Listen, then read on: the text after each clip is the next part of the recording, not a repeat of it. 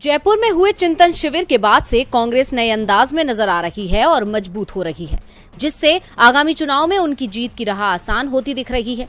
अब इसी मजबूत होती कांग्रेस का हौसला बढ़ाने के लिए सोनिया गांधी ने एक पत्र जारी किया है, जिसमें उन्होंने पिछले 75 साल में आजादी के बाद हुए कई बदलाव का जिक्र किया है। इसके अलावा उन्होंने मोदी सरकार पर गंभीर आरोप भी लगाए। सोनिया ने मोदी सरकार को आड़े हाथों लेते हुए कहा कि चुनावी फायदे के लिए मोदी सरकार मतदाताओं का ध्रुवीकरण कर रही है और सामाजिक समरसता जानबूझकर भंग की जा रही है। देश की सत्ता पिछले 8 सालों से मुट्ठी भर राजनेताओं और व्यापारियों के हाथों में केंद्रित हो गई है। इससे भारत का लोकतंत्र और संस्थान कमजोर हो रहे हैं। उन्होंने आरोप लगाया कि संवैधानिक मूल्यों और सिद्धांतों पर हमला किया जा रहा है। इतना ही नहीं, उन्होंने कहा कि चुनावी बॉन्ड और क्रोनिज्म की तरफ से तैयार किए गए धनबल से चुनावी नतीजों को विकृत किया जा रहा है। सरकारी एजेंसियां मौजूदा सरकार का विरोध करने वाले किसी भी दल को चलता कर देती है। मोदी सरकार को अपने निशाने पर लेते हुए सोनिया गांधी ने यूपीए सरकार के कार्यकाल की तारीफ करते हुए कहा कि यूपीए सरकार ने स्वास्थ्य और शिक्षा और महात्मा गांधी राष्ट्रीय ग्रामीण रोजगार गारंटी अधिनियम, खाद्य सुरक्षा अधिनियम और मान्यता प्राप्त सामाजिक स्वास्थ्य कार्यकर्ताओं आशा के साथ साथ सूचना के अधिकार अधिनियम और आधार जैसी पहल को और करोड़ों लोगों को गरीबी से बाहर निकाला। यानी अब कांग्रेस जबरदस्त तरीके से बीजेपी पर हमलावर है, जो आगामी चुनावों में बीजेपी के लिए दिक्कत बन सकता है। चुनावों में फायदे के लिए मोदी सरकार मतदाताओं का ध्रुवीकरण कर रही है, ये आरोप लगाया है सोनिया गांधी ने। अब इन आरोपों में कितनी सच्चाई है ये बता पाना तो मुश्किल है, लेकिन सरकार की किरकिरी चारों तरफ हो रही है। ऐसा ही कुछ हाल इस वक्त बंगाल में हो गया है और अब महुआ ने बीजेपी कार्यकर्ताओं को बीजेपी सरकार के ही स्टाइल में सबक सिखाने की सलाह दी है। बीजेपी यूपी की योगी सरकार की बुलडोजर कार्रवाई की तारीफें हर जगह करती नजर आती है और अब उसी कार्रवाई को लेकर टीएमसी सांसद महुआ मोइत्रा ने तंज कसा है। महुआ ने ट्वीट कर कहा, क्या होगा अगर बंगाल में भोगी जी अजय बिष्ट के मॉडल का इस्तेमाल किया। कल सार्वजनिक संपत्ति को नष्ट करने वाले बीजेपी कार्यकर्ताओं के घरों में बुलडोजर भेज दिया। क्या बीजेपी तब भी अपनी नीति पर कायम रहेगी या बदल देगी। महुआ मोइत्रा ने ये भी कहा कि यह हिंसा बीजेपी की शिक्षा का पहला पाठ है। इसमें वो बताते हैं किस तरह पुलिस की गाड़ी में आग लगाई जाती है। बीजेपी ऐसी ही शिक्षा देती है। कल जो भी बंगाल में हुआ वह सार्वजनिक है। मोइत्रा का ये ट्वीट कल यानी मंगलवार को बंगाल में बीजेपी कार्यकर्ताओं की तरफ से किए गए प्रदर्शन को लेकर आया है। आपको बता दें कि मंगलवार को बीजेपी की तरफ से भ्रष्टाचार के मुद्दे पर सचिवालय तक मार्च निकाला गया था, जिसको रोकने के लिए पुलिस ने सख्त इंतजाम किए थे, जिसके चलते पुलिस और बीजेपी कार्यकर्ताओं के बीच जमकर झड़प हुई।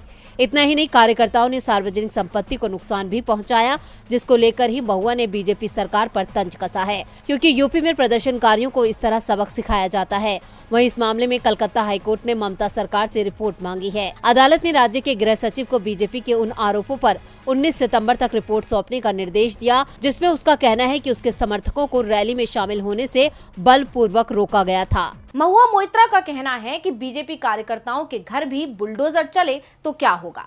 महुआ ने एक अलग अंदाज में बीजेपी पर तंज कसा है, यानी बंगाल में बीजेपी का ही फॉर्मूला उसके लिए मुसीबत बन सकता है। वैसे मध्य प्रदेश में भी बीजेपी सरकार के लिए भी अपने ही मुसीबत बन गए हैं, क्योंकि बीजेपी राज में राशन घोटाले का खुलासा हुआ है। इसे लेकर कांग्रेस ने सड़क से विधानसभा तक शिवराज सरकार की घेराबंदी कर ली है। मध्य प्रदेश में बीजेपी की शिवराज सरकार भ्रष्टाचार के एक बड़े घोटाले में फंस गई है। कैग की ऑडिट रिपोर्ट में बड़े राशन घोटाले का खुलासा हुआ है और इस घोटाले के तार सीएम शिवराज सिंह चौहान से जुड़े बताए जा रहे हैं, क्योंकि सरकार के जिस विभाग में ये घोटाला हुआ है वो विभाग मुख्यमंत्री शिवराज सिंह चौहान के पास ही है।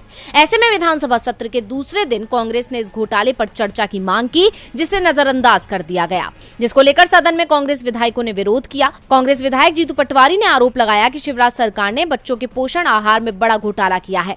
कांग्रेस विधायकों ने सरकार पर हमला बोलते हुए कहा कि एक तरफ प्रधानमंत्री नरेंद्र मोदी श्योपुर में चीतों के स्वागत के लिए आ रहे हैं, वहीं श्योपुर को पोषण के मामले में प्रदेश में नंबर 1 है। वहीं पोषण आहार मामले पर सदन में मुख्यमंत्री शिवराज सिंह चौहान ने सरकार का पक्ष रखा। सीएम चौहान ने कहा कि पोषण आहार मामले में कोई गड़बड़ी नहीं हुई है और विपक्ष केवल भ्रम फैला रहा है। ऑडिट रिपोर्ट में कहा गया है कि जिस कार्यालय में आहार की गुणवत्ता ठीक नहीं पाई गई और जो आहार अमानक पाए गए वो कांग्रेस के कार्यकाल के थे। हम सभी बिंदुओं पर कैग को जवाब भेजेंगे और ये अंतिम रिपोर्ट नहीं है। सदन में दिए गए शिवराज सिंह चौहान के इस बयान से साफ है कि बीजेपी सरकार इस मामले से अपना पल्ला झाड़ रही है और राशन घोटाले पर पर्दा डालने की कोशिश कर रही है। लेकिन कांग्रेस ने साफ कर दिया है कि वो इस मामले पर सरकार को राहत नहीं देगी। वैसे भी बीजेपी फिलहाल राज्य में भ्रष्टाचार के मामले में बैकफुट पर है। कांग्रेस के विरोध के बाद आज सदन की कार्यवाही को कल तक के लिए स्थगित कर दिया गया है, लेकिन कल भी सदन में हंगामे के पूरे आसार हैं। राशन घोटाले के सामने आने के बाद शिवराज सरकार कटघरे में खड़ी हो गई है और ये घोटाला अब सरकार के लिए मुसीबत बन सकता है। मध्य प्रदेश में बीजेपी सरकार परेशान है तो अब गोवा में बीजेपी सरकार कांग्रेस को परेशान कर रही है। लेकिन कांग्रेस ने भी बीजेपी को मुंह तोड़ जवाब दे दिया है और कांग्रेस के इन तेवरों ने बीजेपी की चिंता को और बढ़ा दिया है। क्या है मामला, देखिए रिपोर्ट। जब जब चुनाव करीब आते हैं तब तब बीजेपी साम दाम दंड भेद की रणनीति अपनाती है, लेकिन गोवा में तो कोई चुनाव नहीं है। बावजूद इसके वहां जोड़ तोड़ तेज हो चुकी है। बीजेपी ने कांग्रेस की जड़ को हिलाने के लिए 8 विधायकों का बीजेपी में विलय करवा लिया। अब कांग्रेस के पास यहां सिर्फ 3 विधायक ही शेष बचे हैं। हालांकि बीजेपी के इस चाल के बाद भी पार्टी कमजोर नहीं पड़ी है। कांग्रेस ने बीजेपी पर जोरदार पलटवार किया है। पवन खेड़ा ने ट्विटर पर लिखा कि सुना है भारत जोड़ो यात्रा से बौखलाई बीजेपी ने गोवा में ऑपरेशन कीचड़ आयोजित किया है। इस ट्वीट में खेड़ा ने निदा फाजली की एक कविता शेयर की है और लिखा कि सफर में धूप तो होगी, जो चल सको तो चलो। जो भारत जोड़ने के इस कठिन सफर में साथ नहीं दे पा रहे हैं, वो बीजेपी की धमकियों से डरकर तोड़ने वालों के पास जाएं तो ये भी समझ लें कि भारत देख रहा है।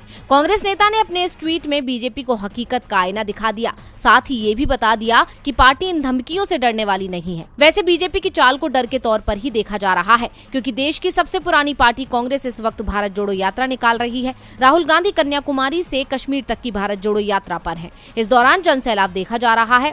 यात्रा की तस्वीरें बयां करती हैं कि कांग्रेस की ताकत लगातार बढ़ती जा रही है। जैसे जैसे ये यात्रा आगे बढ़ रही है, वैसे वैसे हाथ मजबूत होता जा रहा है।